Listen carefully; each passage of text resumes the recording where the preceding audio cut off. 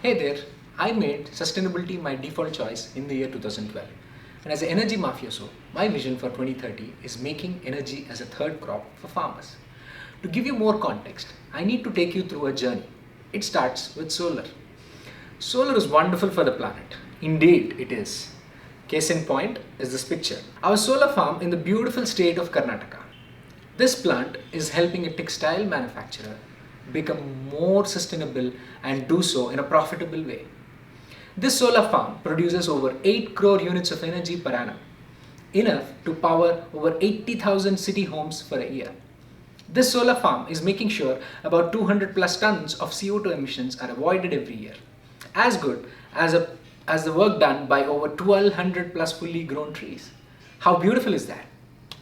I visited this plant in its early stages of construction and saw the vast expanse on which we were about to build the solar farm. It would need over 200 plus acres of land, and this was how it looked before the construction began. You can see there was a lot of green, and in some farms there were crops such as safflower, Bengal gram and black gram waiting to be harvested. The land acquired, plant commissioned, we started generating power. We completed the work, but what stayed with us was the fact that it was all farmland once, and over 50% of the land was being actively cultivated at the time of the construction. And for over 25 years, there is no cultivation possible there, and in all that time, there is nothing else you can do on 200 acres of that land. Then it also struck home that it is the same situation across a lot of solar farms. India today has over 30,000 megawatt of solar farms.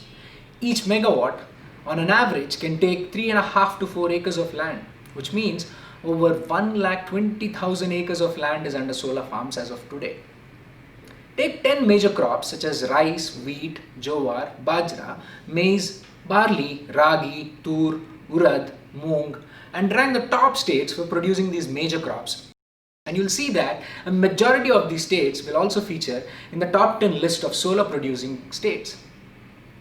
Karnataka, Tamil Nadu, Rajasthan, Telangana, Andhra Pradesh, Maharashtra, Gujarat, Madhya Pradesh, Uttar Pradesh, Punjab are those states. What does this mean? This potentially means that a majority of that 1,20,000 acres of land was potentially once a farmland. What more, India plans to add another 30,000 megawatt of solar farms. And trust me, we will need all that solar to power this country. It is important that government continue to promote solar so that our future generations can breathe clean air. But that could also mean we will be adding farmland to the casualty list. Here is where the challenge is: the food versus fuel debate. Did you know that agricultural land in India is shrinking every year due to commercialization and degradation? India lost more than 3.2 million hectares in 20 years, and agricultural land is continuing to decrease at a rate of 30,000 hectares per annum for various reasons. This is concerning. More so because India provides food to 18% of the world's population, but occupies only 2.4% of the world's total land area, and more than 40% of its workforce is engaged in agriculture. There is our next issue. What do you think happens to all these farmers who have sold their farmlands, or the landless farmers who were farmhands with someone else but now are left unemployed? They migrate to the cities looking for jobs. Like any solar industry too creates employment, but the rate of employment is 0.8 jobs for every 4 acres it occupies. And since most of these lands belong to marginal farmers with less than 4 acres of holding, the number of people it could displace is between 1 to 2 families. The collateral damage is astonishing. It doesn't seem like a win-win at all. The narrative needs to change. A sustainable solution like solar cannot unwittingly become unsustainable. There were 3 questions that we wanted to answer. How do we add farming back to the farmlands? How do we make the farmer a stakeholder? How do we create a solution that is commercially viable and scalable? While we looked around the world for inspiration, we found that a lot of research was on to combine agriculture with solar. And most of research focused on raising the structures high enough for the farmer to farm his land below. It definitely made sense, but there were a few things that did not answer the questions we had. The cost of raised structures meant it may not be commercially viable. The data for raised structures show inconsistent agricultural yields. It doesn't solve for the 1 lakh acres already under solar panels. So we went back to the drawing board. Conventional farming under the solar panels felt like a good starting point. However, conventional farming presented the same set of challenges our farmers currently face, which is the type of crops that can be grown are specific to a region, soil, water, or climatic conditions. Added to that fact, the area that can be put to use in a solar farm is limited due to existing solar panel structures. And for these reasons, it may not scale for the 1 lakh acres or for the future projects effectively. Soil is the key in conventional farming, and we need to build something that does not depend on soil so that we can achieve scale and produce as much as possible in a conventional farm, or even more if possible. In the past decades, soilless farming techniques have come to the fore and introduced the concept of farming in urban spaces. We studied a variety of hydroponics and aquaponics techniques such as nutrient film technique and deep water culture, etc., to understand how we can adapt them to what we are trying to achieve here. Hydroponics is a method of plant growth whereby there is no soil medium. The nutrients that the plants would get usually from the soil are instead mixed into a liquid solution that is applied to the roots of the plants. These concepts have gained a lot of traction and globally a number of firms have built urban farms in closed warehouses, containers, greenhouses to produce crops rich in nutrients and better in quantities. However, the farming happens in a climate controlled environment and involves upfront costs that are significantly higher than conventional farming. Picture this. We took inspiration from these techniques and set about coming up with a solution that works best for the harsh conditions of the solar farms. And that effort led to the birth of our smart farming solution, which is hydroponic photovoltaics. This is the picture.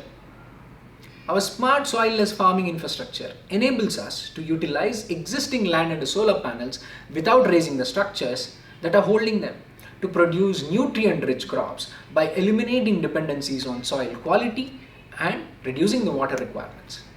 Our in-house design structures contain grow beds which act as an ecosystem for the plants to grow healthy and robust root system.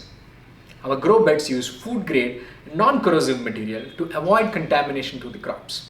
The smart farming solution effectively combines precision agriculture learnings and applies it in a solar farm context.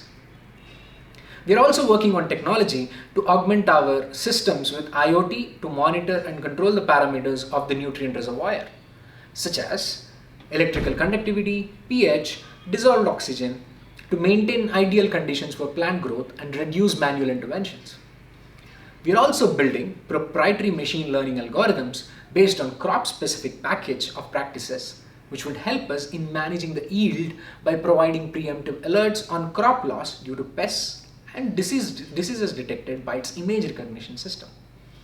We've successfully experimented with a wide variety of crops, from leafy greens such as coriander, lettuce, to medicinal and herbal crops such as stevia and rosemary. The results have been very encouraging for us. The team has also tested various crops across different sites, and the nutrient mixes have been carefully monitored in the research phase, along with a collection of plant growth data and establishing data sets for the AI model under development. We're extremely excited by these developments. Let us look at all the efficiencies it can bring in.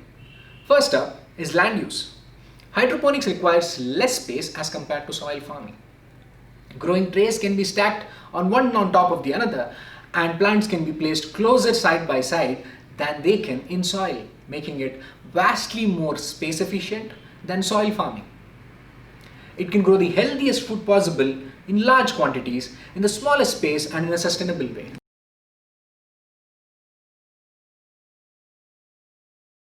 Let's look at stress management. Since almost 90% of the pests come from the soil, there is automatically a dramatic reduction in pests in the hydroponics-based farming. Water management. Water in a hydroponic system can be recycled. The crop uses the water that runs below each tray, and this water is then recirculated, preventing both the evaporation and wastage. Which means a hydroponic farm only uses less than 10% of the water a normal farm requires. Our smart hydroponic system reduces the water requirement by as much as 95% of that of a conventional farm. Which means it may potentially enable farming even in drought-hit regions. Nutrient management. Let's look at nutrient management. Water can hold nutrients easily compared to soil. As our system is a closed system, nutrients don't leach away. Farmers don't need to worry about exhausting their fields of certain nutrients through growing the same crop over and over. Nor there is a need for crop rotation. So in-demand crops can be focused on.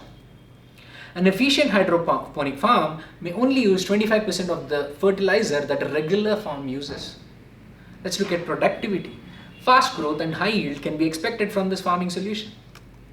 The yield obtained by hydroponic method is higher than soil cultivation and is easy to harvest. High produce quality can be obtained better than soil-based farming. The yield per plant could go as high as up to 3 times the yield seen in traditional farming, which means more yield per unit area.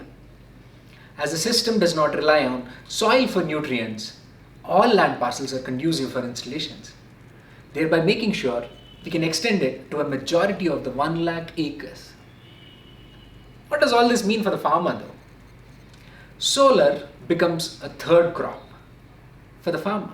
He doesn't have to migrate. He can produce better and his income could grow 2 times or more, tying into our national agenda of doubling farmer incomes.